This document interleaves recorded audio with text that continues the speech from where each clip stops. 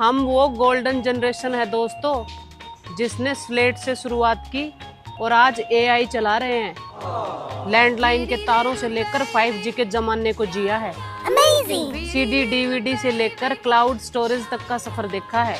तारीख गवाह है, तकनीकी इतिहास में हमारे जैसा अपग्रेड आज तक किसी पीढ़ी ने नहीं देखा। बात तो सही है। और जलवे तो देखो, अभी तो आधी उम्र बाकी पड़ी है।